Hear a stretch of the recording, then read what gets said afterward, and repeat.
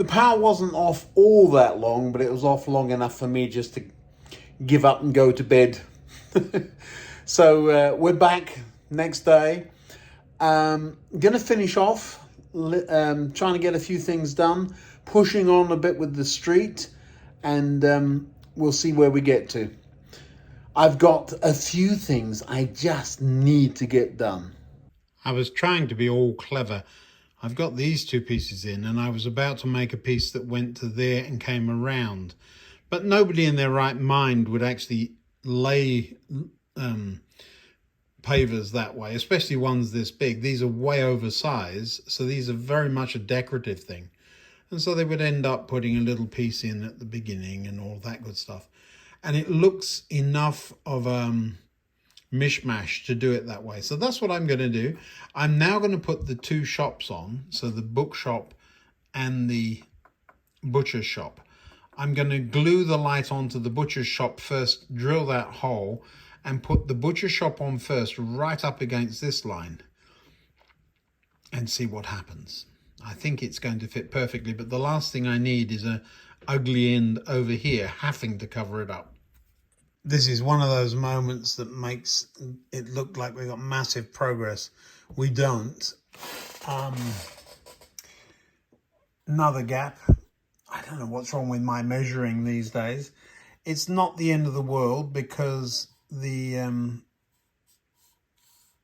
pavement sidewalk will go on top of that.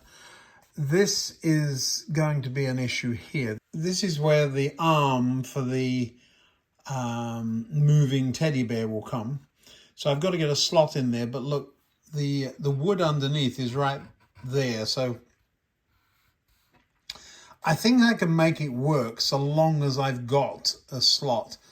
I really don't want to have to cut into that, but could.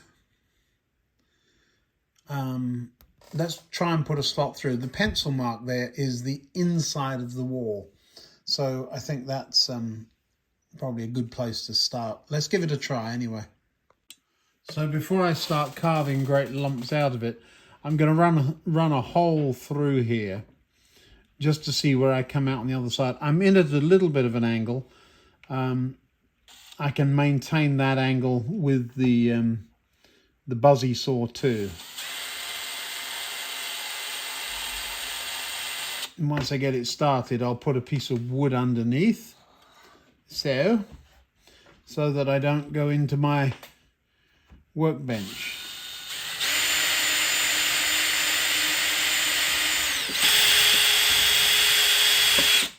Now, I have a feeling, yeah, we're into the wood underneath, which isn't the best news I've had all day, but it is what I expected. So now I think a buzzy saw through there on the line. I'm going to need this thing down on the desk so it doesn't vibrate quite as much as it is.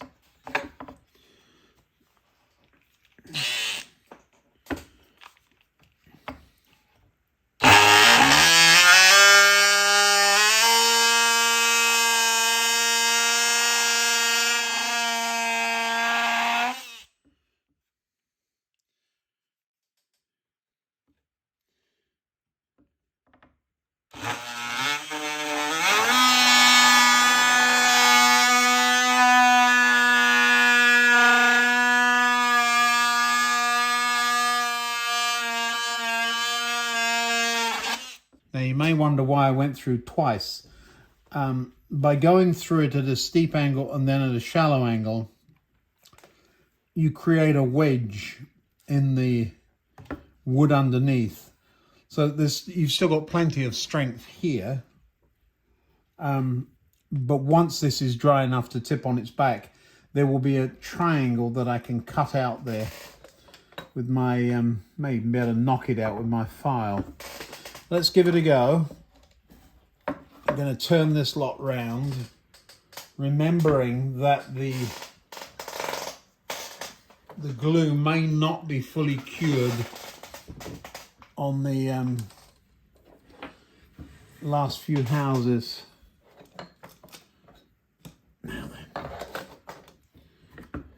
do you see the two lines there? One there and one there. Now they both come through from the same point at the top, but that will give us, if I cut through here and there, and then whip that out, there we go. Just need to better cut through there. I could have gone at an even steeper angle, but it's unnecessary. So now I'll have a nice, or should have a nice, I'll get a bigger knife for that. I do use the big knife occasionally. I think I've used it twice on this project already.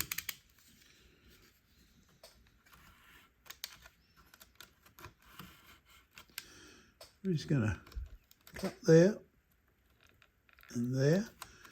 As I spend time digging this out, you don't need to see me doing all of that, but you're getting the idea. I can show you over here is where the tacky sign wires are. So now I've got some repair to do on that. Yes. I hate doing the same job twice. It's just a little bit frustrating when that happens.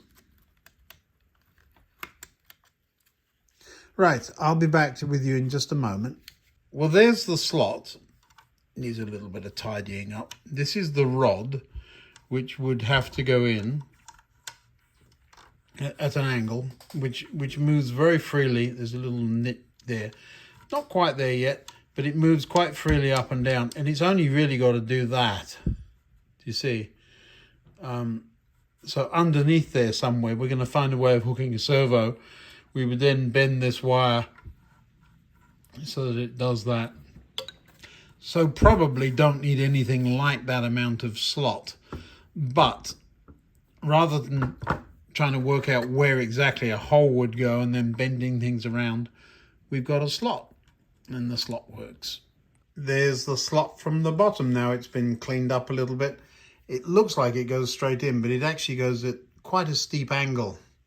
So the front of the wood here would be out in the street, and so we've got to get back there for that. Now I'm just looking at the practicalities of this. I could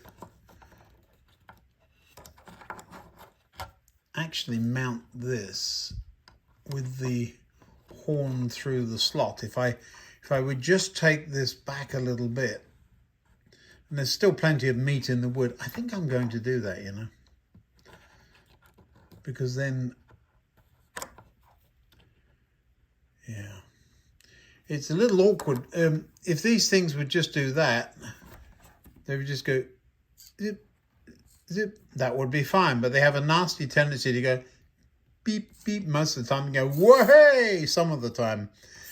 I've noticed that with these things. Must be a way of stopping it, but putting a screw in the way isn't the way to stop it. So if we were to, won't have to do very much to get that horn to stick up through that slot, and then we can move it around and mount it. So let's make that a little bigger. There we go. I think that'll do it. Let's see if a servo would fit its horn through the hole. Well, that one won't because it doesn't have a horn. Where's the one? Here's one I prepared earlier. Okay. See the horn there? And yes, that's the short one. So we could put a longer one on. We're there. So this can go anywhere along there. We'll find a way of mounting it. Probably some form of glue or a clip. And that we can do at any time. So yeah, I ended up taking the piece out there. So there's still more than half the wood left. or about half the wood left. And so we've got a nice clean slot on the top and everything's lovely, except I've now got a big old mess to clean up. Sawdust everywhere, it's all over me again. The additional holes are for the LED wires. Now, neither of these two buildings have got any lights in them at all yet, but neither do they have the backing on them, which requires attention before they're glued in place. So I can put this in place. LED wires can come up there. I can actually paint the inside black, which is what I will do while it's in place. So I can glue that in place. Well, I'm about to wrap it up for another night, but I'll show you the back of the street. No trains again tonight. Must run some trains in the next one. Remind me. And don't forget the membership thing. Yes. Let's show you the back of the street and we'll give you the scope of the work still needed. So at this end, the hotel is more or less done. There's a little bit of additional work to do to strengthen some of these things. There's one or two of them come unglued with me being rough. That's the adjustment for the flickering lights. I'm going to leave it there because once it's set, it won't need adjustment. Still thinking about putting tables and people in there, but a backing probably with a couple of curtains. Or the other thing is a piece of grey paper with pictures on the walls or the room. Nothing much to go on there. We've got a bollard out there. We've got to put a backing on here, probably curtains over the windows and then a back. Nothing there. Same thing here. A little bit of curbing probably there if I find it. I have a good mind to black out those windows. Greengrocer's never had anybody living upstairs. This is the toy museum, so the slot is there. The teddy bear, probably in this window. It's the most awkward, but it's also the biggest. It's actually bigger than that one, which means we need somehow to... Yes, I've made it awkward for myself. I could do it there, but that would be much easier. But the point is I want the other windows alight as well, and we'll get into that later about exactly what I'm going to do. May have a firework display going on in that one. But the teddy bear moving and a light coming on, but only in that window. So we've got some lighting effects to do there. Probably will paint the inside of that black, a bit like the hotel. It really helps with light not shining through, and it also helps with isolating the light from one window to the next. Over to the pub. You have to have people in a pub, so I need to come up with a picture or something, or a bar or something in the background there, and not just that floor. So probably sloshed and brown paint on the cobbles there. I love the way the cobbles, this worked out unintentionally, the cobbles from the road end up going through the arch. No light in the arch, so just probably a gate, so a wooden gate or something there. This is, I thought originally, to the beer garden, but of course it isn't. The beer garden's over there. That's what we're going to do. So there will be two facilities with tables and chairs. This one and the corner cafe. Upstairs here, we could have some fun upstairs in a pub. We'll see what we do. But certainly we could have another lights going on and off or whatever. We've got plenty of room to get... I've only put one cable hole through, but we could easily run another. Let's turn it around and we'll have a look. Well, there we go. It's starting to look like something, isn't it? I'm going to just pop it up on the layout. I want to see how much of a wobble adjustment I've got to go. We've got some paving to do. I've made it difficult for myself, but I think we can do that. Do want to pave around that one. May just not have paving here, or one Yeah, I don't think we're going to.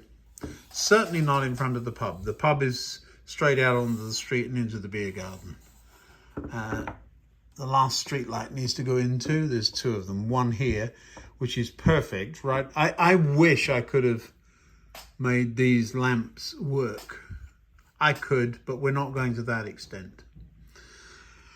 Lovely. Let's get it on the layout and see what it looks like. Well, this end I think is going to work. Remember, I've got the option of cutting some of this off. It depends what happens here with the backdrop. I'm coming back to that. We've got the pub. I think that's going to work. I can see already the lovely warm glow. Not sure you'll actually see people in there, even if I put them in there. We'll have to give a look to that. I don't think I'd see anybody. Toy Museum, so this is where these signs are very delicate.